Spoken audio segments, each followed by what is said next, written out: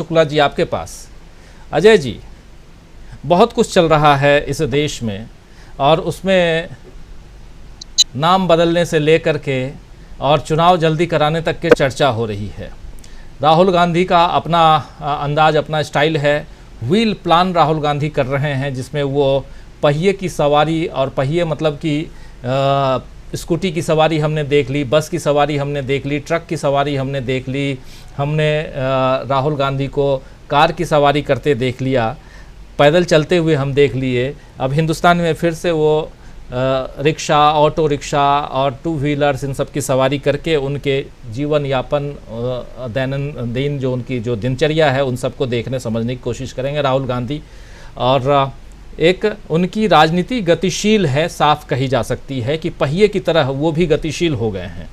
और इधर नीतीश कुमार बिल्कुल लगे हुए हैं, नहीं हमको विपक्षी एकता किसी भी तरह कर ही लेना है 23 तारीख को। तो नीतीश बाबू से ही शुरुआत करते हैं, आपके पास आना चाहता हूं कि किस रूप में आप देखते हैं मांझी को बाहर निकलने का मतलब। इन्होंने, नीतीश बाबू ने आज साफ कह दिया है कि वो घर के भेदी थे। वो 23 तारीख को रहते तो यहाँ के भेद, यहाँ के अंदर की बातें भाजपा को पहुंचा देते, इसलिए अच्छा हुआ कि वो चले गए। कितना दम देखते हैं इसमें आप। और जो अभी अमलेंदु उपाध्याय जी कह रहे थे कि 23 तारीख को शायद और भी कोई बहुत बातें ना हो, क्योंकि अभी बहुत सारे भेदिए हैं उसमें, उन सब के बारे में भी फाइनल हो जाए, उसके बाद कुछ डिसीजन लिया जाए, लेंगे ये लोग। कहां से देखते हैं, क्योंकि बहुत निगाहें टिकी हुई हैं विपक्षी एकता पर। यहीं से आपसे चाहता हूं आपके विचार। देखिए, मांझी की जैसे बात से ही मैं शुरू करता हूं। मांझी तो सही में भेदी थे। आप याद करिए, पहले भी तो उन्होंने ऐसे ही खेल किया था, और जिस तरीके से उन्होंने नीतीश के साथ में और धोखेबाजी करी और वो किया, तो फिर बेटे का भी कहीं उससे बहुत बड़ा अंतर तो होने की संभावना नहीं थी। तो ये तो गलती उनकी थी, उन्होंने उनको साथ लिया और किस तरीके से, तो ये पहली गलती। चलिए छोड़िए उसको।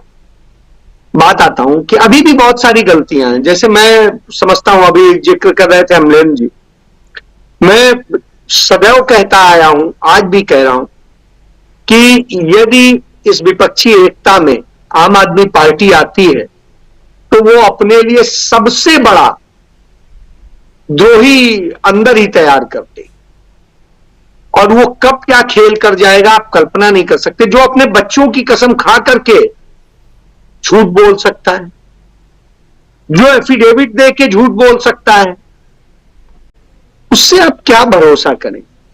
उसके जवान का क्या भरोसा? और फिर उनका बैकग्राउंड चेक कर लीजिए, हिसाब चले जाइए ना, देख लीजिए जाके वो किस परिवार से आते हैं, उनके परिवार के लोग आरएसएस की शाखाओं में कब से जा रहे हैं, कितने वर्षों से जा रहे हैं, क्या रिश्ते हैं, तो उससे आपको आइडिया लग जाएगा। छोड़िए अभी, इसलिए उसकी बात रही। बात सत्ता के दुरुपयोग की, एजेंसियों के दुरुपयोग की और सारी चीजें, वो भी उनके पास देख लीजिए। जहां एक जुमा एक जगह सरकार है, जहां पर उनके पास एजेंसी भी है, वो भी छोटी सी एजेंसी जिसके कई काम नहीं है वो भी कर रही है। जैसे आय से अधिक संपत्ति के मामले की जांच, ये करने का वहां कोई औचित्य नहीं है। ये इनकम टैक्स करे, ईडी करे, वो करे। वहां साहब इसको करके तमाम नेताओं को, कांग्रेस के और सबको जेल भेज रहे हैं, परेशान कर रहे हैं, वो कर रहे हैं, तमाम लोगों को गिरफ्तार कर रखा है, चार्जशीट तक दाखिल नहीं कर रहे हैं, और यहां ये कह रहे हैं कि दुरुपयोग हो रहा है। तो साहब ये देख लीजिए, तो ये स्थिति है। तो निश्चित रूप से तमाम सारे, तो ये जो विपक्षी एकता है, ये भानुमति का ऐसा कुनवा जोड़ने की स्थिति है, जोड़ना है तो सचमुच विचारधाराओं के आधार पर ही जोड़ना पड़ेगा। वो देखना पड़ेगा सच्चाई में लड़ने की क्षमता किसमें, भले वो एक सीट की हैसियत रखता हो, उसको जोड़िए आप, लेकिन 10 सीट वाले उसको मत जोड़िए जो आपको कल के दिन आपके लोग भी तोड़ के ले जाए। क्या आपको दिल्ली याद नहीं है? 2013 सरकार किसने बनवाई थी, और फिर किस तरीके से कांग्रेस को 100% खत्म किया, आपके सामने है। आज एकमात्र सीट है इनके पास में, वो किस बूते है? क्योंकि कांग्रेस के बंदे को जलंधर में तोड़ा और उसके बूते पूरी वो जीती। और क्या क्या हुआ उस पे छोड़ दीजिए, उस पे मैं नहीं कहूंगा, क्योंकि वह उस चुनाव में बहुत सारे खेल हुए, छोड़िए।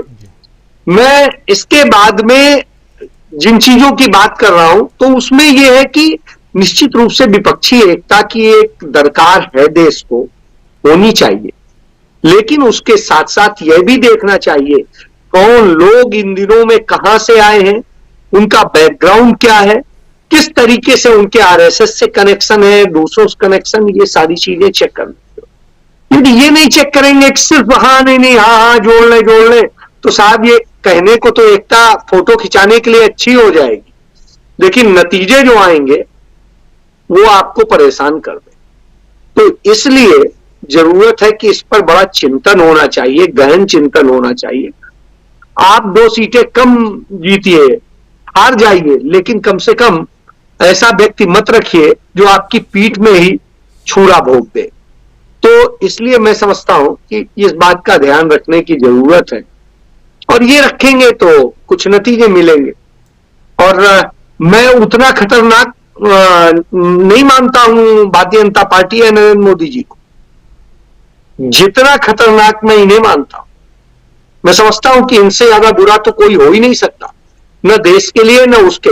आप बताइए ना, शिक्षा मॉडल और हेल्थ मॉडल और न जाने क्या क्या चिल्लाते हैं, बता दो ना, मैंने तो बार बार पूछा है। एक दिल्ली में कौन सा स्कूल बनाया उसका नाम बता दो, एक अस्पताल कौन सा बनाया उसका नाम बता दो, पंजाब में एक स्कूल एक अस्पताल का नाम बता दो, नहीं बता पाएंगे। आज भी एक जगह था तो मैंने उनके प्रवक्ता से पूछा, वो नहीं बता पाए। तो ये वो लोग हैं जो झूठ के बूते खड़े होते हैं, और वो यदि हम कहते हैं कि गोदरेज को फॉलो करते हैं तो ये उनसे बड़े उसके फॉलोवर। इसलिए सबसे बड़ी बात है, ये सावधान होने की जरूरत है इन लोगों से। और आप बनाइए, विचारधारा बनाइए, लड़ने की क्षमता से बनाइए, कौन कितना लड़ सकता है। ये फर्जी लड़ाई वाला मत बनाइए। ये जो चल रहा है फेक युद्ध, उस युद्ध को मत समझिए। अरे आप समझिए, मनीष सिसोदिया के या सत्येंद्र जैन के जेल जाने से फायदा किसको होता है?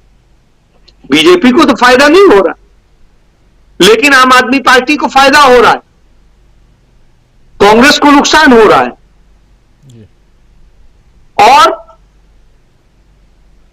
अब नेता कौन बचा? नहीं तो चिल्लाया जाने लगा था, नहीं हम उनसे मिल लिए, हमारी बात हो गई, क्या कहते हैं, मनीष सिसोदिया से हमारी बात हो गई, सत्येंद्र जैन से। तो साहब उनका कद आ रहा था बराबर, इसलिए काटना था।